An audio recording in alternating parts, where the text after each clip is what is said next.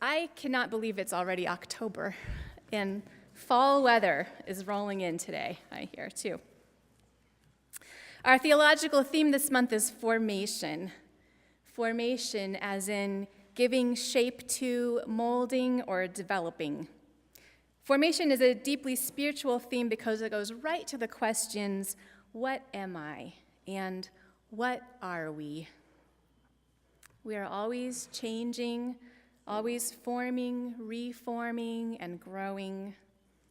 One of the foundational principles in Buddhism is impermanence. Everything is changing all the time. The practice of mindfulness in Buddhism helps us to be present with what is instead of obsessing over the past or the future. We too are changing. We're in formation all throughout our lives. This can be both exciting and distressing. We may or may not be conscious of all the formation taking place. Alice Walker names that in this morning's reading. We may feel hostile or angry or weepy and hysterical, or we may feel depressed, she says. It would never occur to us unless we stumbled on a book or a person who explained it to us that we were, in fact, in the process of change. But it's also wonderful, of course. It's wonderful to be in formation because there's always unfolding potential, and we may become, as Walker puts it, larger spiritually than we were before. Larry, could we just get a hand with a sound issue that's happening up here in the front row? Yeah, Marie, you can just hand it to Larry. He'll help you with it. Thank you. I can see several heads turning this way. It's okay. Okay, we'll figure out what it is. I'm going to back up and repeat that last paragraph for a second. It's also wonderful to be in formation, I was saying, because there's always unfolding potential, and we can become, as Walker puts it, larger spiritually than we were before. In some ways, we form ourselves, for example, by the kind of information or education we seek out, how open we decide to be to change, and the influences that we build into our own lives. And we have a formative influence on others. There's a saying in Spanish that goes like this: Dime con quién andas y te diré quién eres. Tell me who you hang out with, and I'll tell you who you are. Dime con quién andas y te diré quién eres. The wisdom in that saying is, of course, like the people around us have a formative influence on us. We don't have to become exactly like the people around us, though. Some relationships teach us a lot about what we are not, right? Or what we don't wish to be. Sometimes we choose formative influences in our lives, and other things form us that are beyond our control. Race is a formational influence that touches all of us. It's relational. It operates largely beyond our control. And I want to talk about that today. In particular, I want to talk about something that people of color often notice, but that is hard for white people to put a finger on or get a grasp on. I want to talk about some patterns of behavior that white people tend to exhibit around race and racism and why they do so. So, really easy sermon to prepare. No. No, not easy. But important, really important. First, a word about this they I just mentioned, right? I am white. When I say they about white people, I'm talking about a group to which I belong. I can't speak from any other racial lens. But when I say we in this pulpit, I want that we to be everybody. So I'm going to speak of white people and people of color, and you'll hear me say they for each, even though I myself am in one of those groups. When I say we, I want to be talking about all of us who are here this morning. But yes, I am white, and the patterns I'm going to describe are certainly familiar from my own life, too. In the years I've served as a minister here at First Unitarian, I have heard from many of you, and often, that you wish our congregation were more racially diverse. It was one of the longings expressed clearly through last year's ministerial search process, when about 450 of you filled out a big survey expressing your hopes and dreams for our congregation. I, too, would love to see our congregation grow to reflect the community in which we live and not reflect, as Malcolm X and James Baldwin and Martin Luther King Jr. put it, the most segregated hour in America. We are not the only group struggling with this. The thing is that a group that is 90 to 95% white, as I think this congregation is, has its work cut out for it if it wants to diversify. And the reason, or at least a very major reason, has to do with the way white people navigate race and talk or don't talk about racism. By talking about it in the way I'm about to, I'll be naming some things that are likely very familiar to people of color, but I'll bet it's going to push a few buttons for those of us who identify as white. And the fact that white people have those buttons and they are so touchy is one of the main points that I'm going to talk about. White people, including progressive white people, tend to be really averse to hearing themselves generalized as whites and to receiving feedback about race-based behavior. Robin Di Angelo is a longtime anti-racism trainer who's seen this aversion in action quite a lot. Organizations hire her to come in and do anti-racism trainings for their staffs. Often the companies are looking to diversify, and they hope the trainings will help. Di Angelo starts with some theoretical information about racism and the way being white comes with a lot of privileges that many people may not think about. White people may not think about. And that usually goes okay, although inevitably some white people will argue that they don't see race or they don't personally benefit from their whiteness. The group discussion that follows is where it gets really tricky, and a pattern emerges. Di Angelo has seen it countless times. She says it goes something like this. A white person in the group makes a comment that is racially insensitive. They may not mean to do it, and they may not know what's wrong with the comment. Sometimes the problem with those words has to do with the larger context or history of race and racism, of which they may be completely unaware. When Di Angelo gives them feedback about what was problematic, they become upset. They say she's misunderstood them. They say they feel attacked.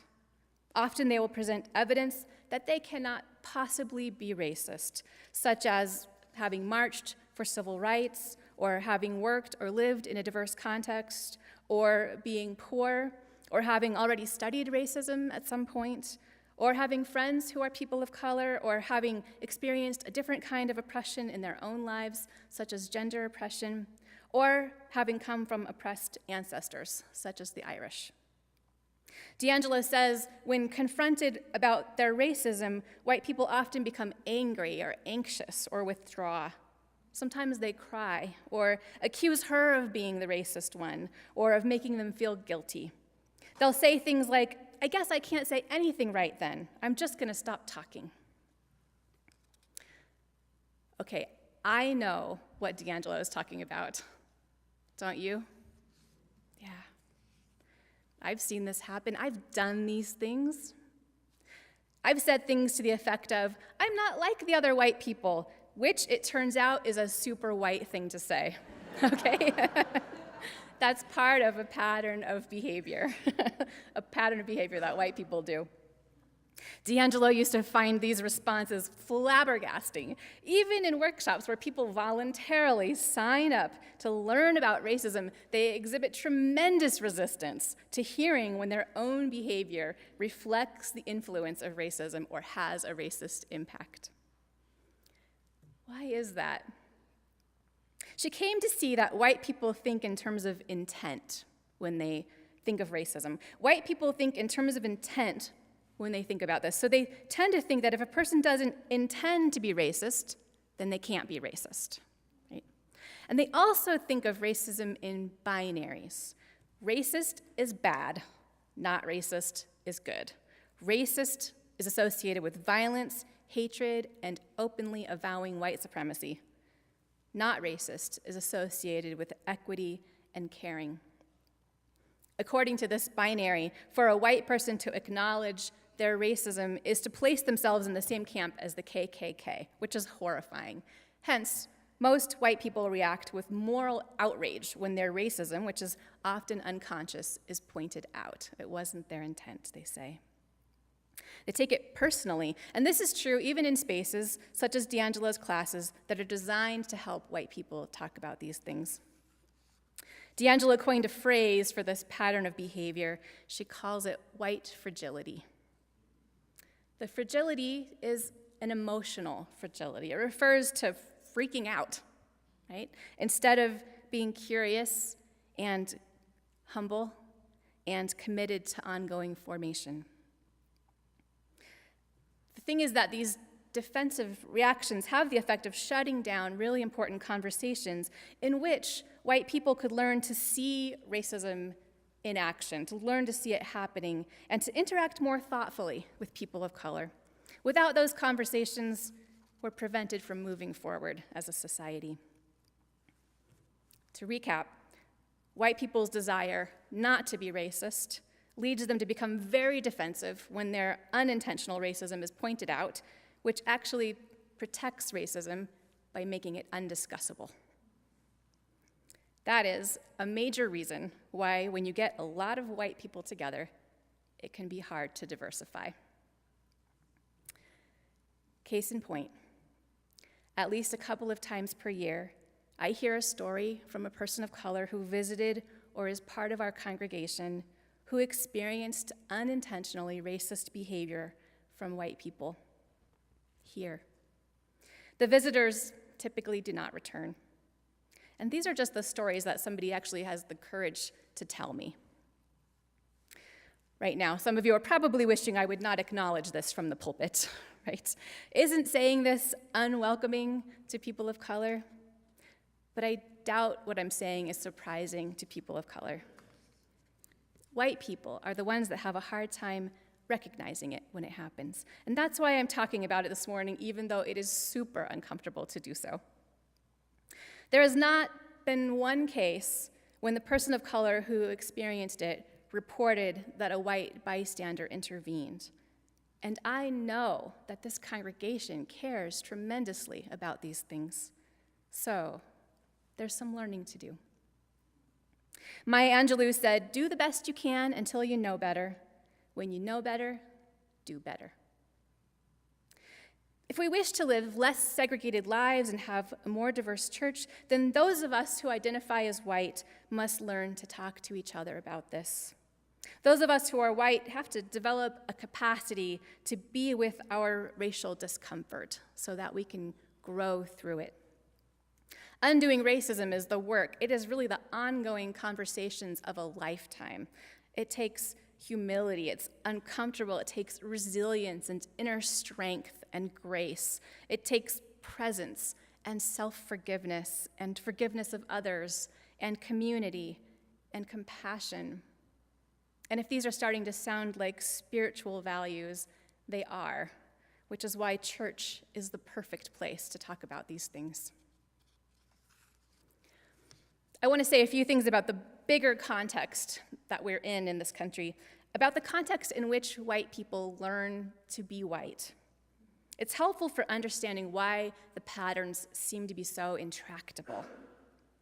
In her book by that title, Learning to be White, the Unitarian Universalist theologian and race scholar Thandeka recounts stories Euro-Americans have shared with her about when they first became conscious of having a race, when they became conscious of whiteness. Di Angelo notes that people of color usually can't recall a time when they weren't aware of race. They were already aware of it in their earliest memories. But most white people do remember a time when they learned about it. Why is that? It has to do with the experience of belonging. From our births, we white people, there's a sneaky we, from birth, white people are surrounded with a culture that presents whiteness as the norm. From the faces on TV to the ones on the cover of parenting books and billboards, whiteness is presented as kind of a default. Dolls and cartoon characters are almost all white. School teachers are almost all white, 82%. If something is called flesh-colored, like Band-Aids or nylon stockings, white people will find that to be accurate. Characters in children's and young adult books almost all white. And white people aren't typically referred to as white people. They're just people. I think that's part of our discomfort when we hear ourselves grouped that way. When hearing a story, the assumption is typically that the person in the story is white unless the storyteller says otherwise. In this way, whites are presented as normal humans, while people of color are presented as special kinds of humans. And many whites live highly segregated lives, interacting with few, if any, people of color.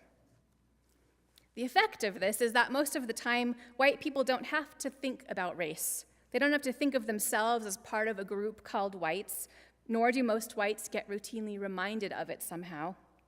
People of color do get reminded of their race regularly when they do not experience that same automatic sense of belonging.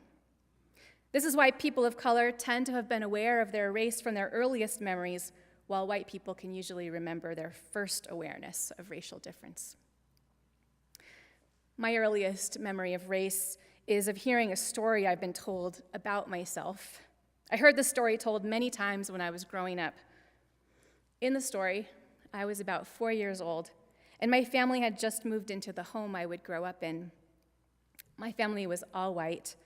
Our new neighbors across the street were Mexican American. And one day, not long after we had arrived, my mom saw me lying outside in the sun, and she told me to come in so I wouldn't get a sunburn. To which I replied, I intended to stay out there until I can speak Spanish.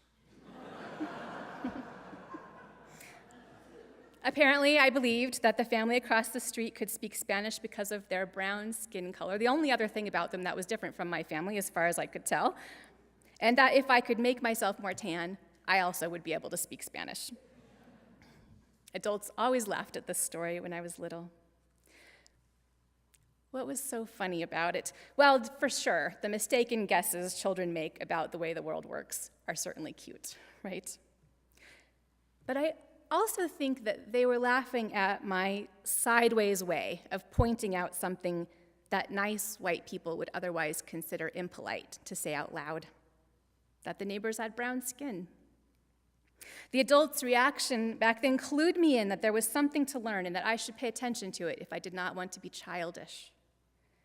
I absorbed that message, so much so that today I still find it very uncomfortable to tell that story. The lessons white children absorb about race are often subtle, but their impact is huge. Here's another example. As a teenager, I was warned not to drive through the black neighborhoods in the nearest city because they were dangerous. Now, the neighborhood my family lived in, an hour away, was sometimes disrupted by street fights, drug busts, and audible, if not visible, domestic violence. It was rife with sexual abuse and sexual violence. Guns were widespread, but nobody expressed alarm about where we lived. So the real message was clear. Meanwhile, no white person I knew ever described the absence of people of color as detrimental. The town I lived in was mostly white, but this was not considered a problem. The absence of concern also conveyed a lesson about race. People there didn't seem to worry that we were missing important perspectives or possible friendships. In fact, so many parts of public life are all or mostly white, it seems normal for people of color to be absent. Di Angelo provides some statistics that reveal the extent of it. U.S. Congress, 90% white. U.S. governors, 96% white. Top military advisors, 100% white. U.S. presidential cabinet, 91% white. People who decide which TV shows we see, 93% white. People who decide which books we read, 90% white. People who decide which news is covered, 85% white. People who decide which music is produced, 95% white. Teachers, 82% white. Full-time college professors, 84% white. In addition, the 10 richest Americans are all white, and 7 of them are among the 10 richest people in the entire world. The groups she lists are some of the most powerful, influential groups in our country for shaping laws and culture and what Americans consider it worthwhile to study. And the result is a society in which people of color are more likely than whites to face a host of obstacles, including poverty, incarceration, failing schools, inadequate health care, or increasing barriers to voting, just to cite a few examples. But we don't accuse Congress of identity politics. The civil rights movement changed the laws, but it did not end racism. This is what racism looks like nowadays, and this is what is meant by the phrase white supremacy culture. Many white people take offense at that phrase because it evokes the image of violent hooded men in the Jim Crow South. But the notion that whiteness is supreme, best, first, is manifested in the way power works in our society and in what is idealized, which is to say the way power is held by mostly white people and whiteness is held as the norm. For white people, it can be very, very hard. It is very, very hard to become conscious of all of these things that have been presented as so normal. And it's hard to see how a comment that's not intended to be racist could reflect the racism around us that white people cannot see. Tough topic, right? Brings up a lot of feelings. It gets messy fast. As I prepared this message, I kept thinking of the words of the writer Willa Cather. She said, "There are some things you learn best in calm and some in storm." This is a really stormy time in our country for race relations. That also makes it a great time for learning and formation. In her workshops, Di Angelo, who's white, says she often asks people of color how often they've given white people feedback about their behavior and how often that's gone well for them. She says this question leads to a lot of head shaking and laughter. Then she asks, what would it be like if you could simply give us feedback, have us graciously receive it, reflect, and work to change the behavior? Recently, one man of color in her workshop sighed and said, "It would be revolutionary." Revolutionary. Well, this is achievable. At First Unitarian, we're going to keep working on this and on other issues of diversity and dismantling racism. Here's an opportunity for today, besides this message. We're going to hold some study groups that will read Di Angelo's book, which is called White Fragility. The groups will meet for about 6 sessions. So in the social hall after this service, you'll find a table with some sign-up sheets where you can put your contact information down to receive more info. Anybody who wants to read and reflect on that book is welcome to join one of those study groups. If you are a person of color, you may also be interested in another kind of group. Our ministerial intern, Jane Davis, my husband, Carlos Herrera, Dan Lilly's wife, Emily Kuo-Lilly, and First Unitarian member Gil Gutierrez are interested in forming a group just for people of color at First Unitarian, a little community group. So if you are a person of color and you would also be interested in exploring this idea, you can add your name to a contact list that's going to be at the connections table. That's in the hallway on your way down to the social hall. Or you can email Jane Davis, which is jdavis@uuabq.org. The group will decide for itself what it wants its mission to be, and it'll have access to a lot of resources that fellow UUs of color have developed across the country. Together, we'll create as many opportunities as we can to grow in spirit, in service, and in love. Will you rise in body or spirit for our closing hymn? It's number 34 in the gray hymnals, 34.